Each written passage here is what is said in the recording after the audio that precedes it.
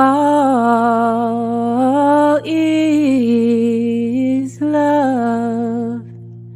Is all love is all is love is all.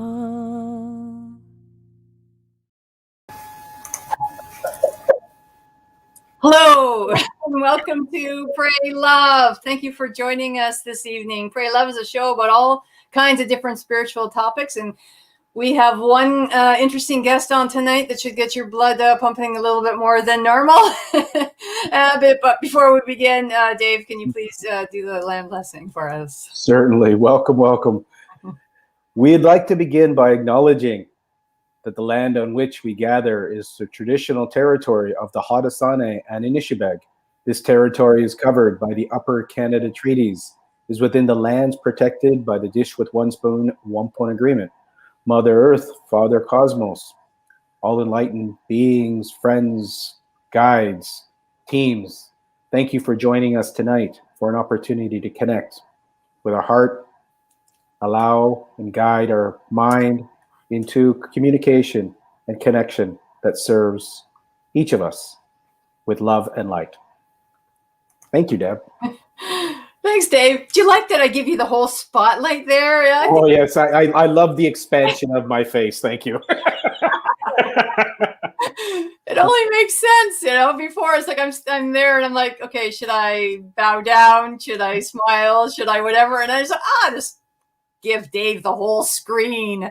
There's an expression in Japanese called kauga hiroi, and it means it means to become popular in Japan. Yet the actual literal translation is face becomes wide. Oh. And so with the COVID and the lockdown, my face has definitely become wider in the last 8 months. That's no excuse. I've been seeing you out rollerblading and everything. I mean, that's amazing.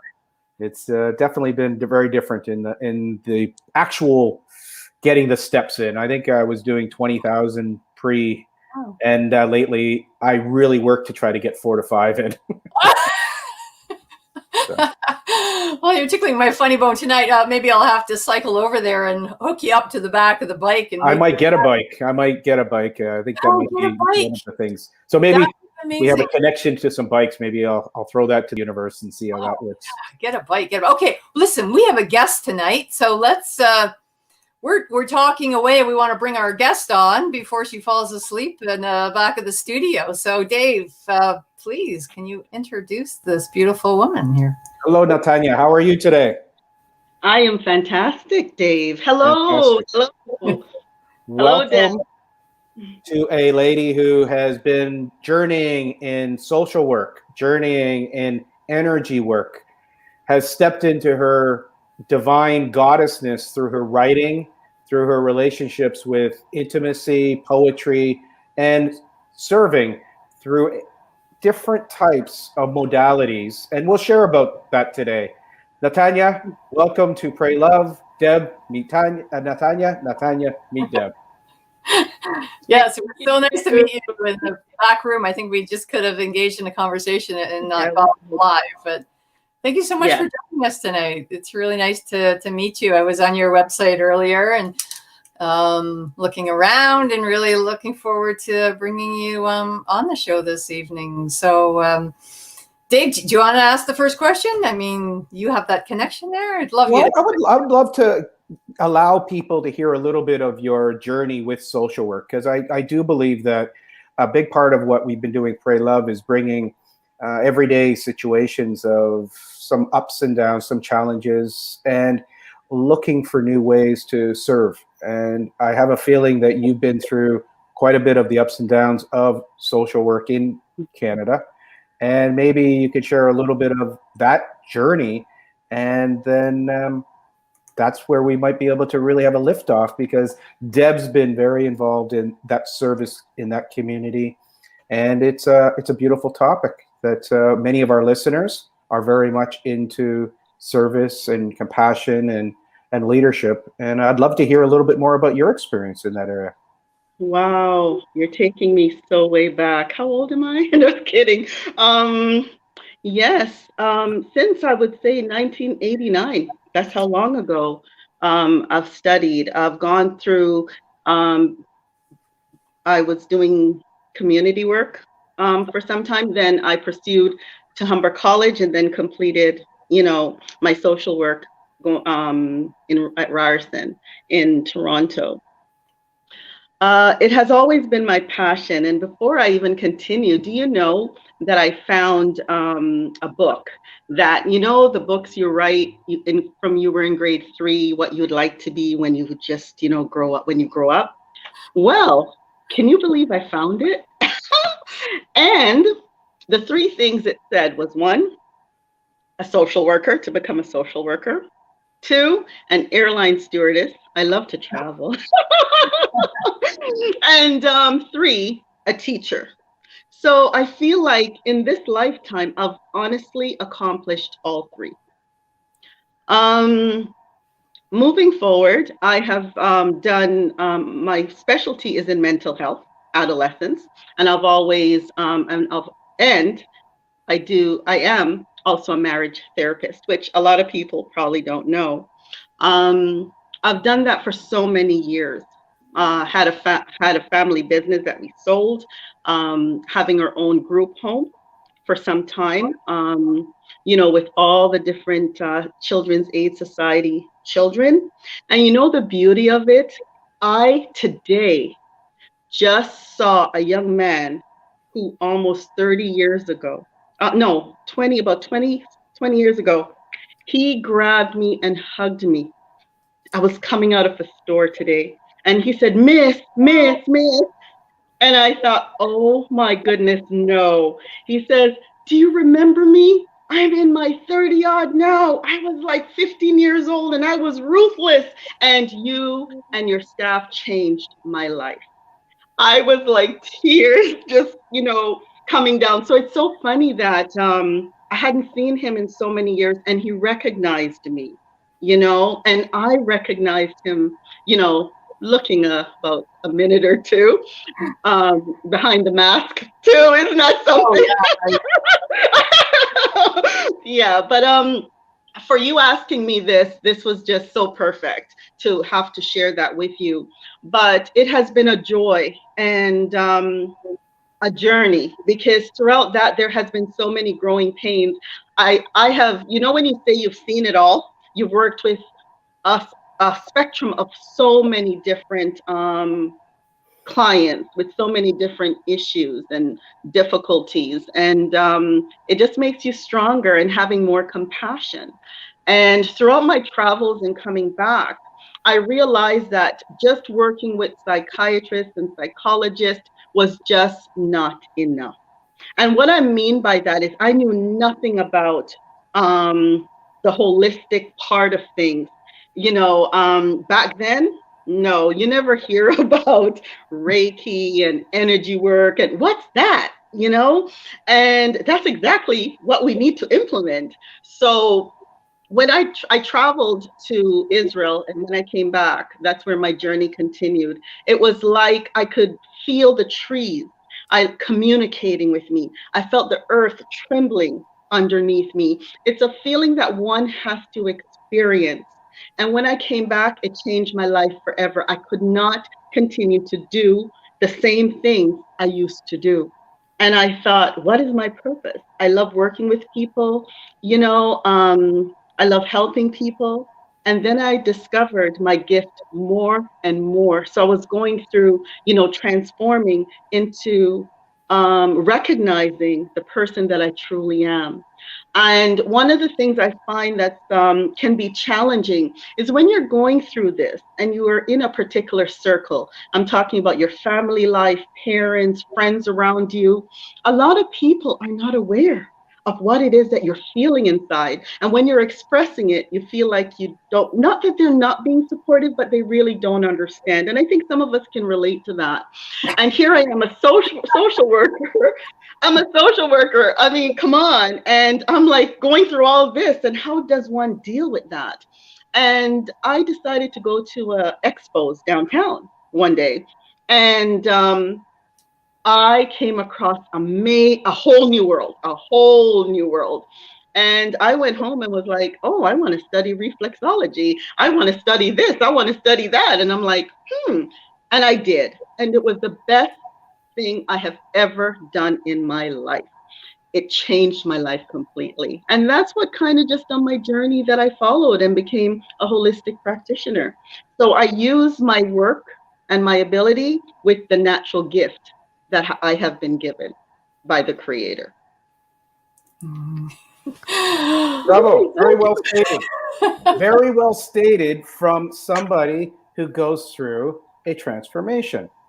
And people around them don't know what quite often to say or to do, and you had enough trust, you had enough courage, you had enough bravery to follow your heart.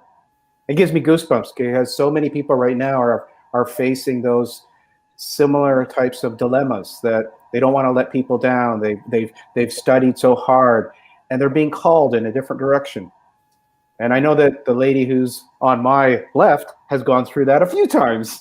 So Deb, what would be either a question or a response to that beautiful dance? Yeah, well, thank you for all that. I think a lot of us in our, the 50 to 60 age range now are experiencing that. Even one of our frequent listeners has just started a new business. All I've been seeing pictures of sweets all week. Sherry Robinson making all these what are they called? Not muffins, cupcakes, and all kinds of chocolate-covered strawberries. And I just want to point that out because she's always watching our show, and she's just started in doing something new. There's so many of us that are making this transformation into what we really love to do and want to do. First of all, I want to honor you for working with the youth.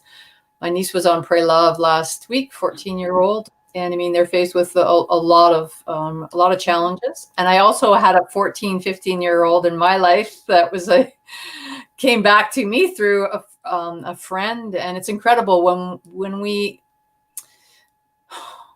just spend a little bit of time with young people, we can change the direction of their lives. So that's very powerful. So I honor you for doing that. I have another niece that worked in a group home for years, and other sibling that does too. And I just know it is so challenging to do that. Anyways, my question for you is just on that topic, because I know it's probably going to get you into the energy topic. What is missing? What is missing in our let's forget about COVID being there. Okay. Let's just say that that's not a factor, but what is really missing in our school system, whether that's elementary, high school, college, university? Like, what is really missing that the youth really need in this time? I've been speaking to, because I have an older daughter that's working in the school system, and also one of the things, and she worked with me for about 9 years, and one of the things we were talking about, it seems like it's such night and day. Like the things that I'm hearing, now, comparing to the way things were there many things we didn't have to deal with at the time.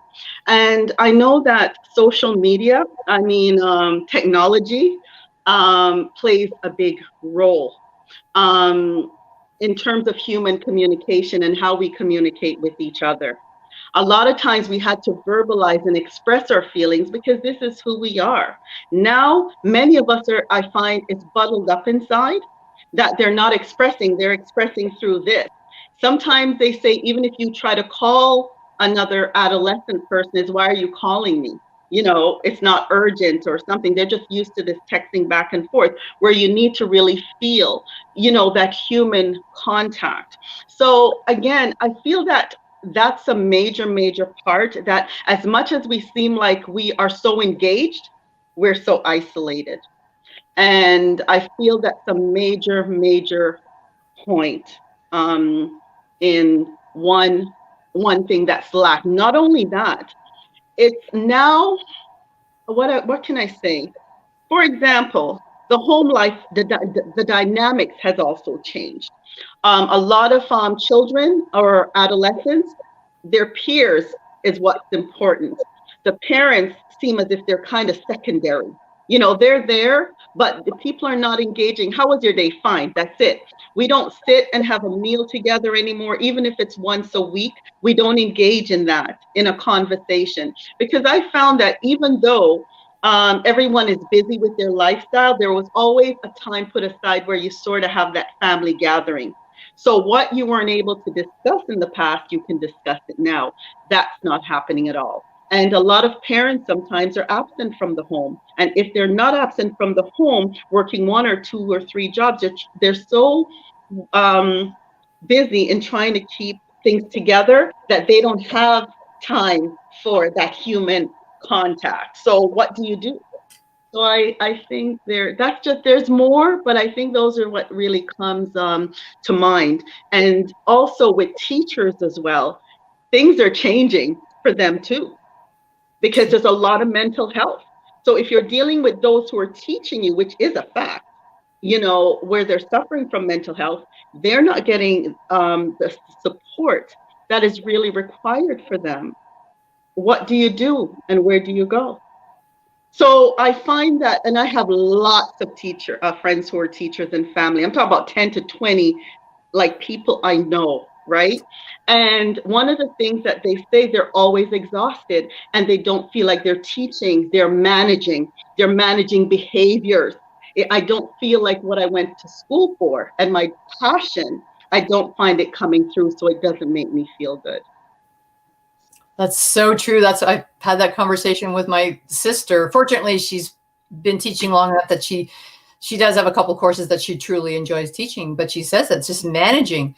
And I worked in a school before COVID teaching self-defense, and I know the teachers are just tired. You've got 30 kids, and it's when I go in, I've got the gym. I can run them to get their attention, but the teachers just sit, 30 of them sitting there, you know, it's quite remarkable. I'm glad. On my list of what to do, I did have social work sort of in there, psychology, and then it was, you know, had to do with sports and music, none of the other things.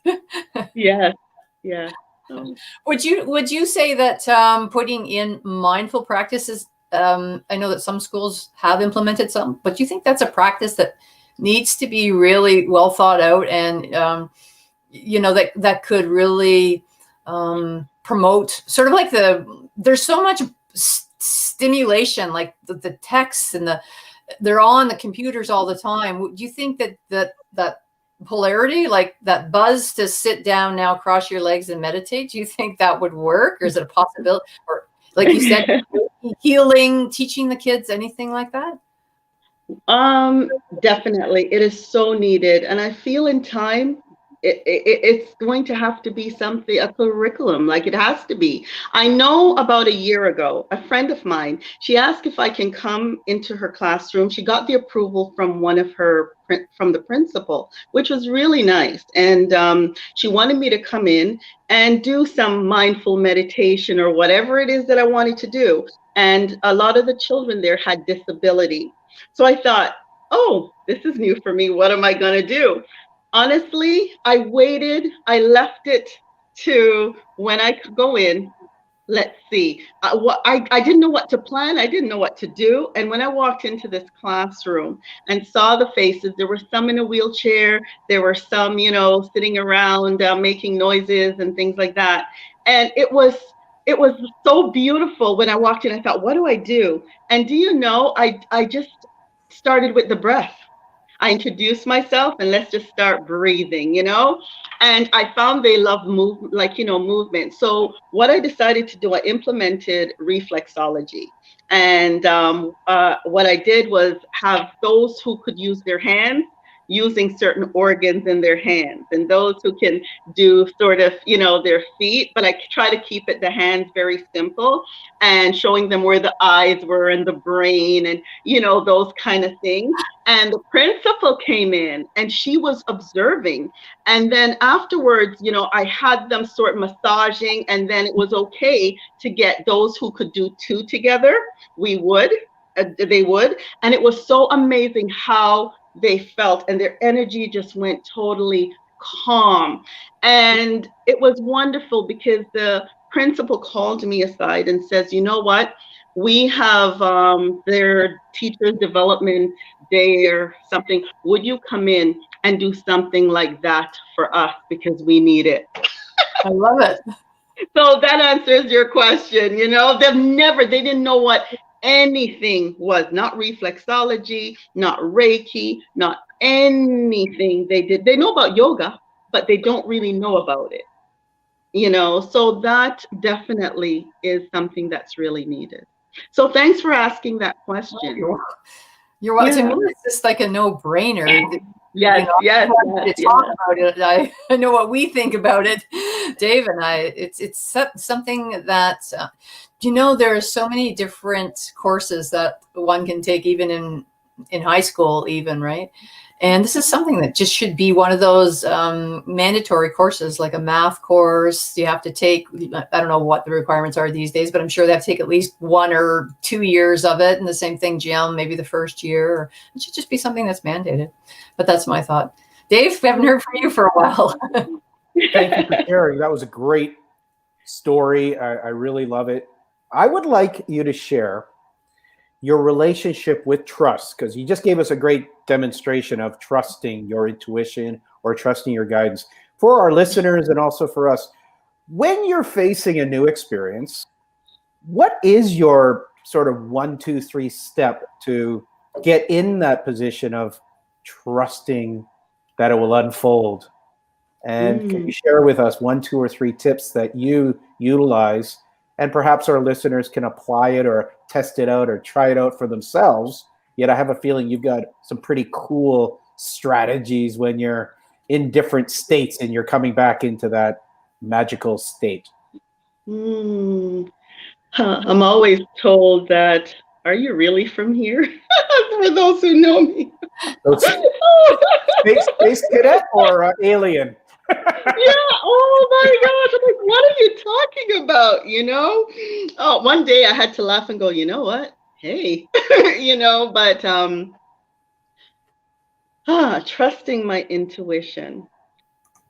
I believe that's what got me here in the first place, and through so many times. And I get emotional because there's so many stories that I guess is within me, that I'm so happy that I trust when no one else physically trusts or believed in you. So you really, when we talk about going within, it's when you start experiencing and then the result.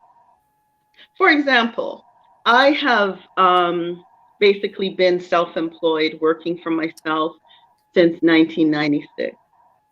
I know, and it's so funny, when you're going through things, and I'm just going back to this because I think it's very important, is sometimes you really don't even know yourself. There's that physical part of you, and then there's that part of you that you really don't understand, but you're being led.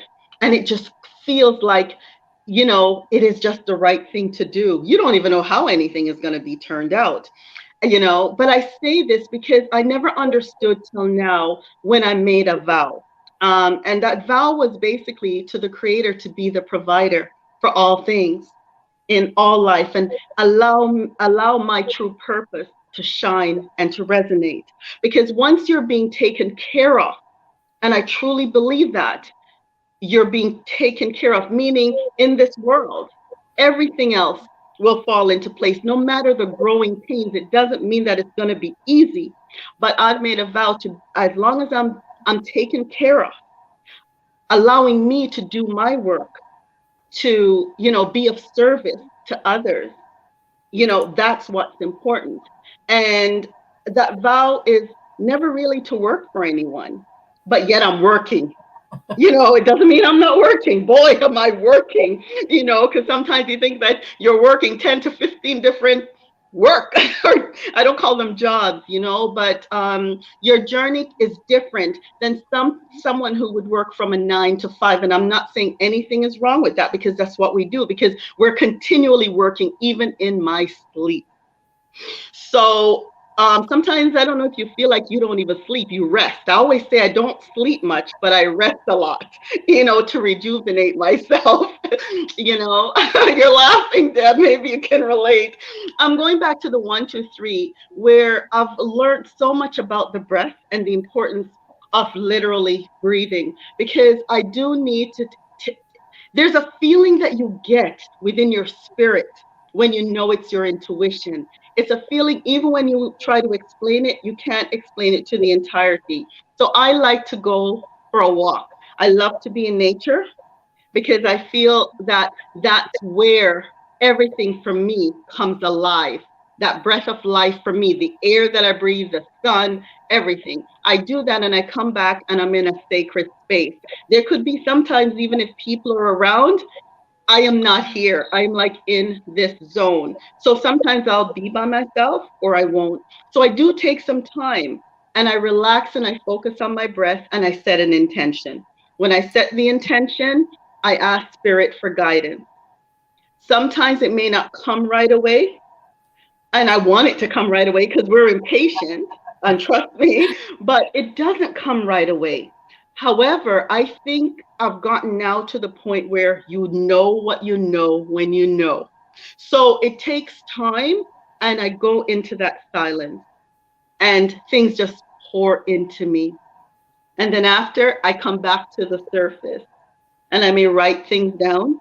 I may sing. I might be, when the sun just radiates on you and it shines so bright, that's how you start feeling. And then I leave it alone, take a couple deep breaths. And then what I do some energy work on myself. I do some, Reiki, and just, do my thing and my heart and just make sure everything is just calm. And then I go about my time. But one thing I do know, I turn my phone off. I don't keep it on. I turn it off as well. I turn off every single device. And I find that helps too. Lovely. Bravo. Very, very nicely shared. Thank you. You're welcome. Sorry, dropped something there. Yeah. Bravo. You know what I'm here? What I keep hearing as you were talking about, answering the question and trust. How do you trust? And I keep hearing that song. I think it was Garth Brooks that sang, some of God's greatest gifts are unanswered prayers. We put it out there to how, I've had so many people say, I want to know what my purpose is and what's the meaning. And yet they're not finding any time in their day to just be quiet and just go for a walk. I see so many every day people walking on this beautiful path out in nature, and they still have their device in their face as they're walking. They never leave it anywhere further. I have it here because I have to keep track of the time, and the little thing down there is way too small, and we have our 33rd minute to watch for too. But it's, so I think so, I don't know. I usually don't say this word, delightful, actually, listening to you and feeling your energy and your passion for what you're doing. So that I really love that. So I want to lead that in. You're an author, and we haven't mentioned the book. Let me just scroll this here. I think this is the right one. Maybe you can share a little bit about Night Table. How did that come about from being, a social worker and, to the writing a book? Maybe share a little bit how it came, what the book is about, maybe something about the process. Sure. This was my very first book. That's called Night Table. And Night Table 2 just came out too. So there's another Night Table 2. That's Night Table 2. It's out, and you can find that on my website, which is pretty cool. Thanks for sharing that. Yeah, wow. How this came about. It came about as a beautiful surprise. Yeah, a surprise where it wasn't even planned. Many, many years ago, I was always writing, and I just got brain fog and stopped for years, just not writing. And I was going through all sorts of things and going on in my life. And one day, I just, I had sustained an injury, and you mentioned about social work. I had gotten assaulted years ago by a young offender, and it caused some neurological damages to my face.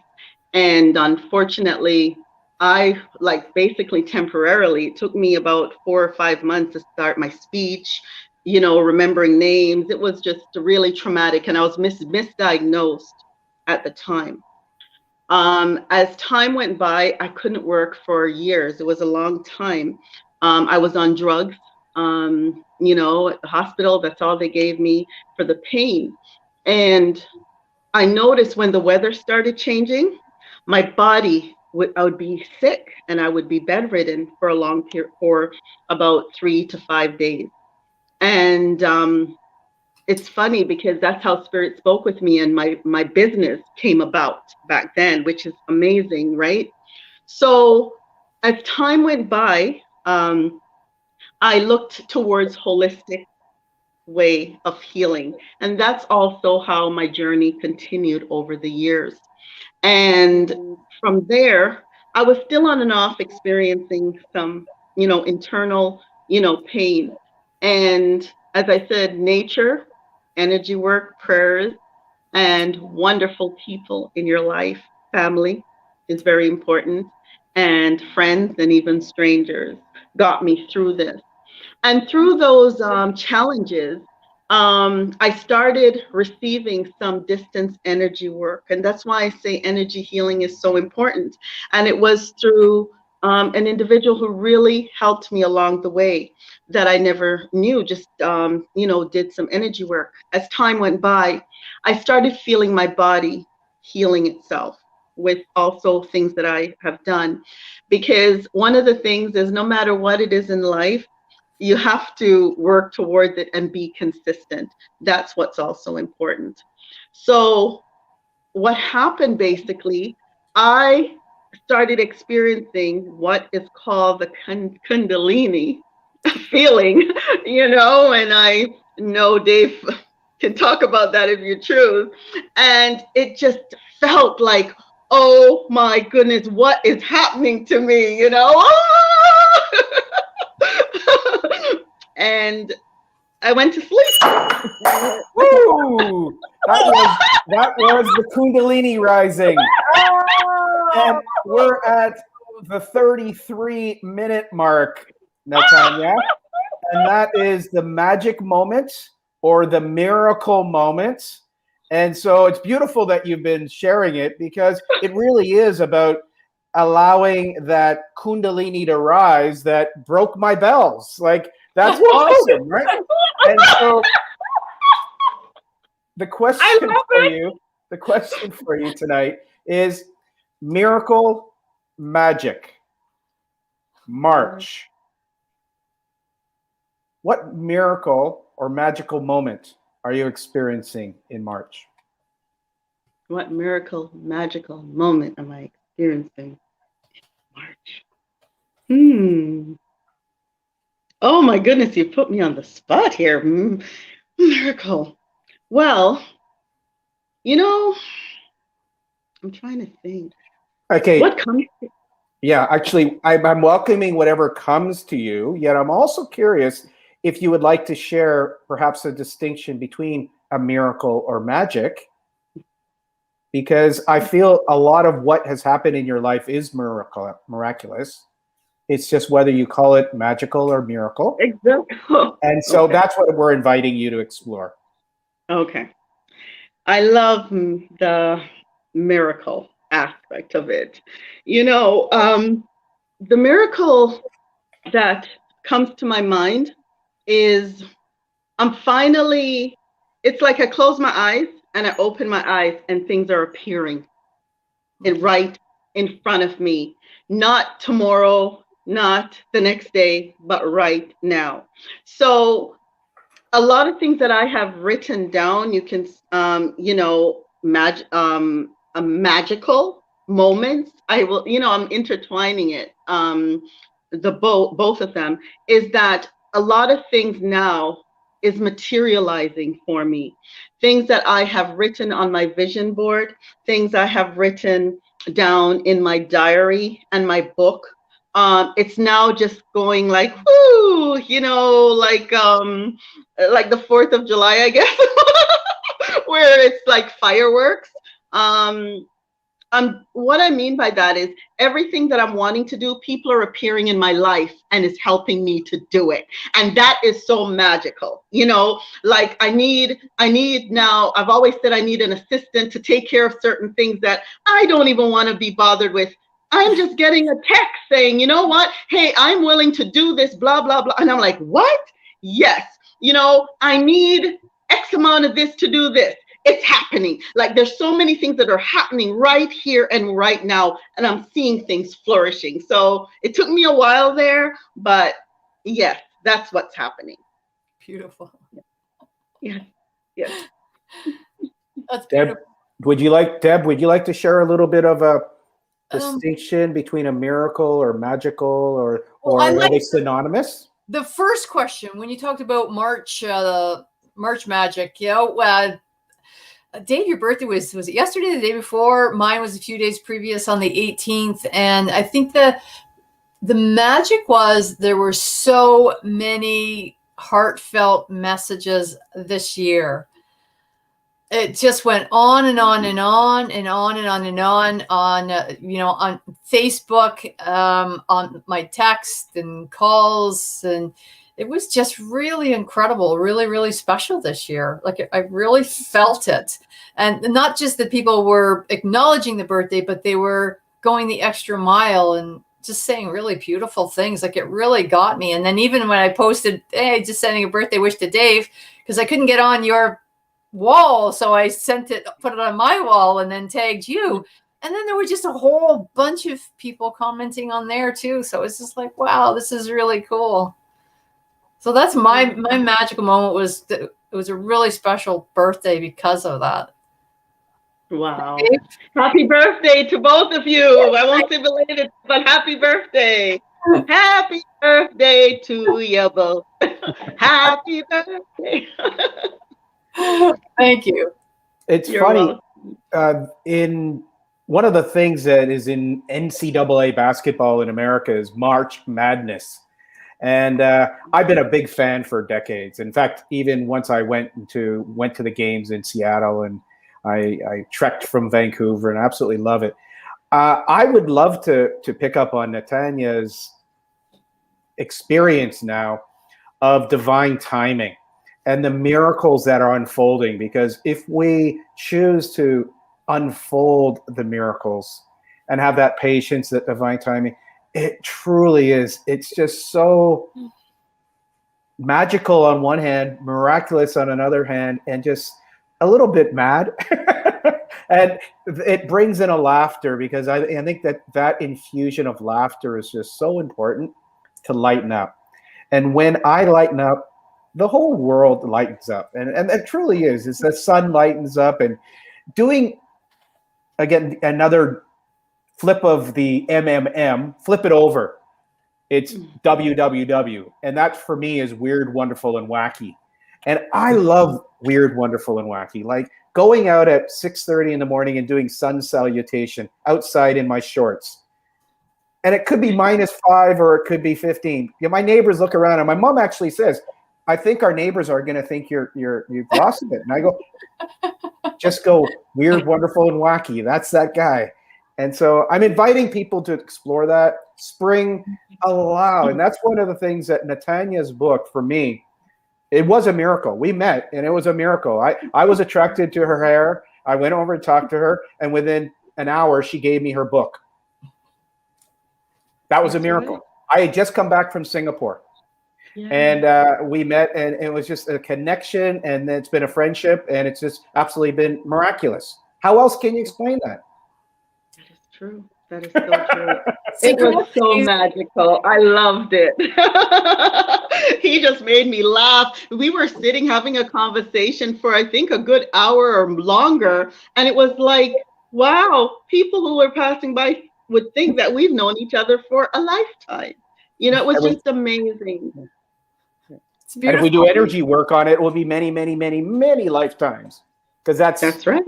That is one of the things that when you believe, yet then if you don't believe, it's funny how the miracle comes through is that you pick up on things and you pick up on energy. And each time we've had an opportunity, which again, it might surprise you, Deb, Natanyah and I've probably only been face to face less than 10 times. Yeah. Less. Yeah. It's all about energy, though. It's all about energy. It really is. And it's been beautiful to be of service to somebody that you may or may not see in a year or a year and a half. It's beautiful. And I think that's what you're picking up with this birthday for you, is that these moments where people express care, compassion, love, kindness, it pops.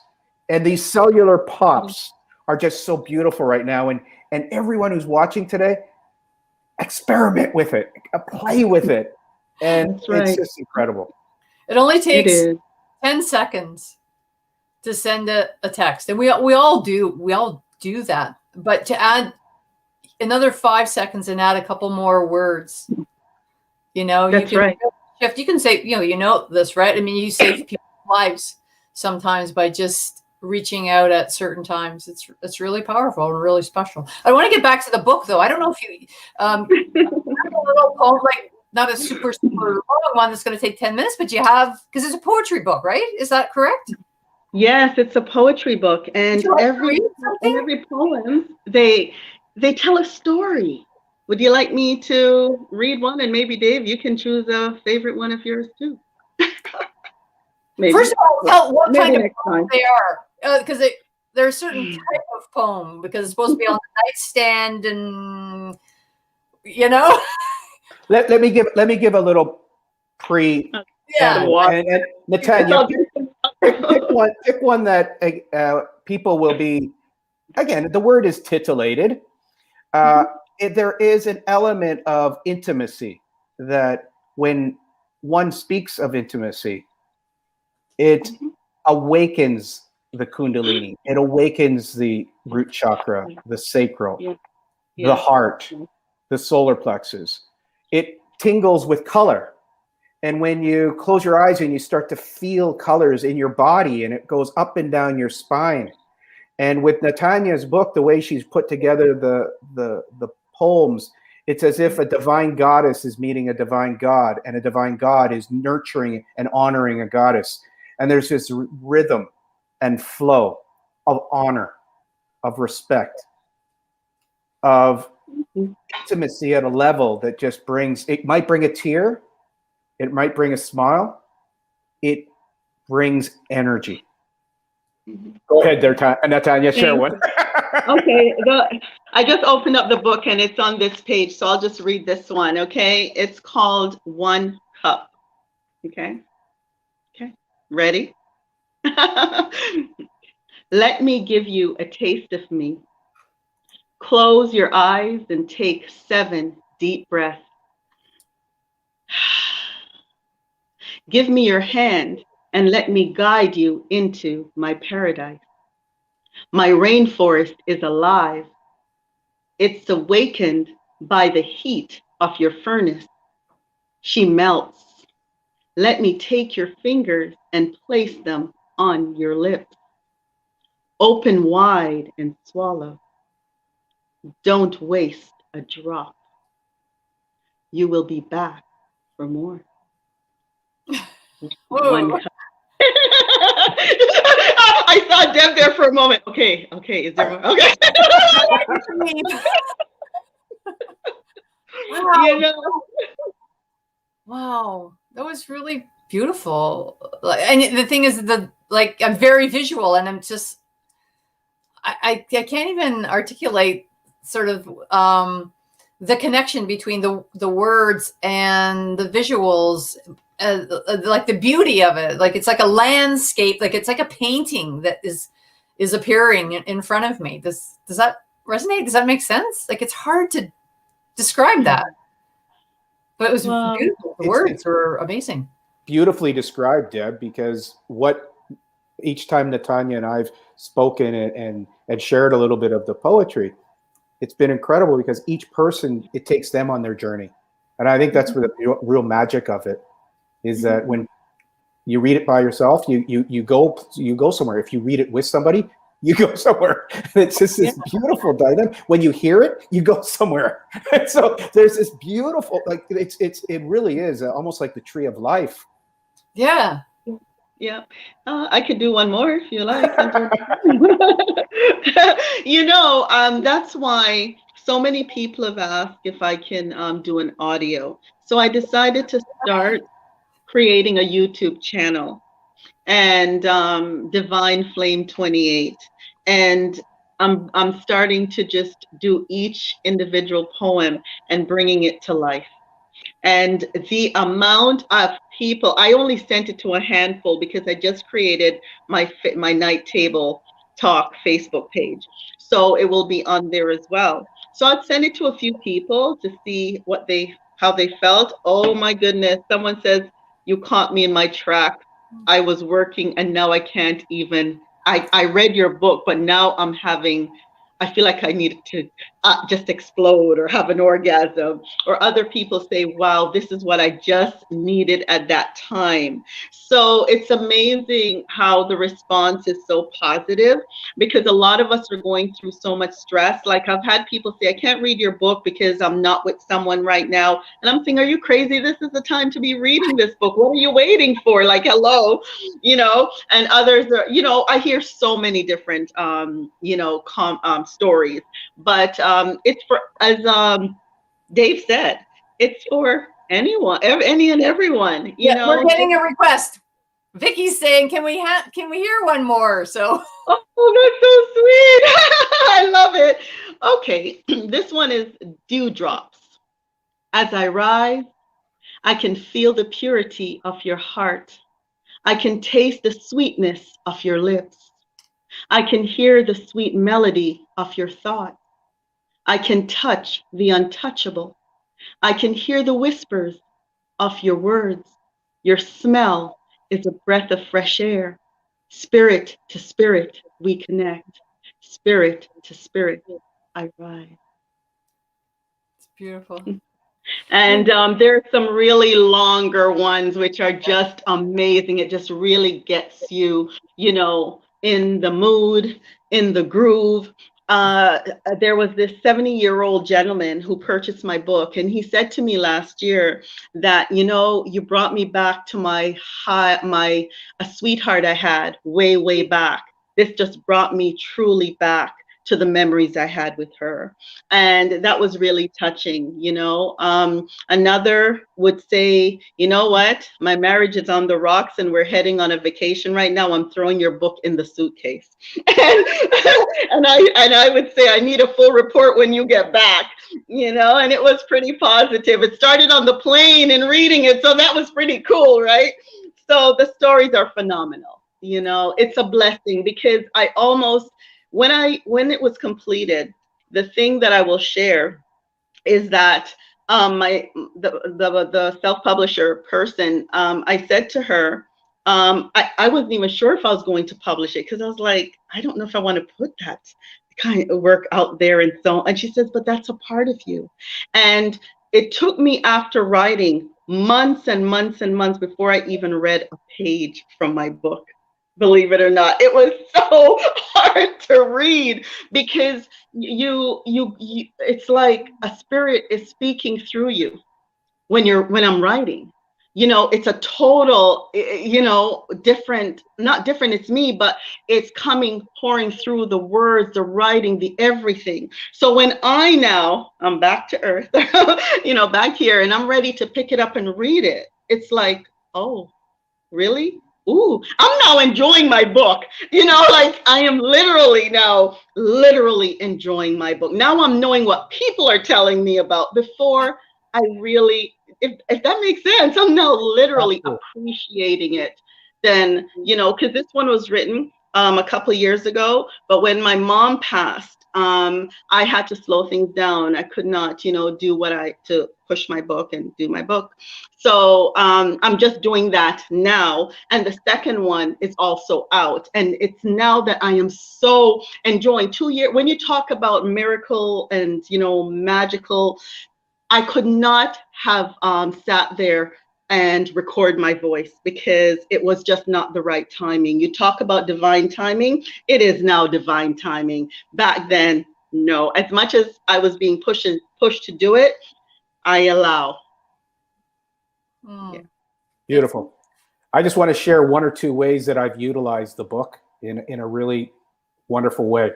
I have put the book in my overnight bag to bring on a date. I have brought it onto a plane and engaged people next to me. I've put it on a table of women and men to have a discussion about it and offer anyone to open up a page and read it. And each time it's brought people to a point where they truly are connecting to their inner intimate self. And so, yes, there can be giggles, there can be a little shyness, yet there's just this yearning for intimacy. And when you're in a trust circle and people can giggle and laugh, yet you can also reach into where that intimacy stays, or maybe it's moving, or maybe it's looking. Yet it's not about outside, it's about going inside. And that inner steering is what makes it so beautiful for each individual that I've shared it with. And so that's been a couple of ways that I've used it. I love it. And it's something that I think it's really great to have next to your night table. Thank you. I'm glad you said that, Dave, because one of the things that I will be doing, and that's why I've created a group, because I want to be able to have like a book club or a night table talk discussion, which, as you're saying, can open up to so many things, but to have a platform where people feel safe and people feel comfortable with no judgment to be able to communicate. And that's something that is definitely needed, because when we speak to people on an individual basis, you realize that there's so many others just like them, but they feel like they're all alone feeling and experiencing this. So I'm building that small group so we can definitely have those type of discussions to improve everyone's way of life and a way of living. So let's grow together, you know. I think we go back to that very beginning question where if Deb was asking, what can we do to make a positive impact? And there's ways to communicate. There's in many ways, communication has almost been lost in many circles. And this is another circle that we could bring in the willingness to listen and to ask and to go into a little bit of vulnerability. It's just so exciting when you do have people that are willing to step into vulnerability and share a story that a 70-year-old gets brought back to when he was 20 with his first love. Like that just gives me tingles just to think about that. And I've shared the book with a number of people that they say it, and these words have not come out of their mouth for decades. And it is because she does have some nice visualizations in some of her poems too. So there's a full spectrum of the bamboo and the ocean and the juiciness. And Tracy just posted on here on Facebook. She's going to buy the book. So I've been running it. The little sticker at the bottom of that. One of the things that I wanted to mention, and David, you allude to it in a sense in another way, is that we have significant taboos about sex, sexuality. And for me, it's really heartfelt because I deal with people every single day that have been sexually violated. And there's so many disconnects with the body and with other people. And I think let me ask you this. Let me ask it this way. Do you think that there's a correlation between the fact that we have so many taboos around talking about healthy sexual interactions, behaviors, and the fact that there's it's like about 4 million cases of trafficking around the world. It's a $99 billion industry when the spas, the illegal underground. Do you think there's a correlation? Like if we could just have healthy dialogue about sexuality, just openly talking about it, do you think that would reduce the incidence of those other situations? Natanyah, you got an opinion? Oh, you go ahead. You go ahead. Oh, I definitely do. I think that the fact that it's taboo, it's it's considered a topic you don't want to talk about, and there's very little transparency in it. So I believe by talking about it, demystifying it, and actually in some places legalizing different ways of allowing people to express themselves. Some people will choose it as a career, so there is something that could be done there. And even when you talk about prostitution, and you talk to some people that are in the industry, like we have a beautiful friend in Australia. She ran a bordello, and she used it in a great way to add value to the community. And so I do believe that we could have healthy, communicative conversation and make some of the illicit, illegal, downright nastiness go away by being more open to it. And I'll just add to that, because just through just an experience with even a couple of clients that I've had, and I've known a couple of people come to mind for quite some time, and reading my night table, they were able to open up to me and said that they were really into pornography and porns and things like that, and nobody knew, not their spouse, nobody. It was hidden. And we explored till we got to kind of where and why some of these things were happening. And he says, the reason why I'm sharing this with you, he worked for me many years ago too. And he says, you as a boss and someone I really respect, I would never share this with you or anyone, but your book has allowed me to really open up. And the reason why I'm doing that is you allowed me to, my imagination, I never knew how stimulated my thought process could really be just by reading without even seeing photos or anything graphic and those type of things. So we explored that. And I spent time with one of the individuals, especially, that now he says, I don't even need to do that no more. And he has a more healthier and fulfilling relationship. So it's so funny you brought that up, because I'm able to, go back to that moment that I've had. So yeah.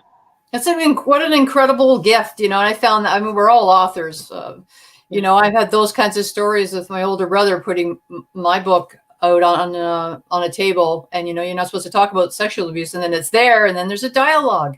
We can have a dialogue about these things, and yours, it just comes from such a beautiful place and self-expression. The energy, you can feel your energy in the words, and just the naturalness of it all. It's just so beautiful. We are basically out of time, but I want to give you 1 minute is there anything else that you want to share, that this burning desire to share something in this moment? What this has allowed me, everyone has their gift. And I've realized so many people have been reaching out to me that they have a story and they want to tell it, but how do they tell it? And one of the things I just say to people is be gentle with yourself, because a lot of times they're thinking, because they see other people being authors, they see other people doing things, and they're thinking, oh my goodness, how can I, and I'm saying, no, just be yourself.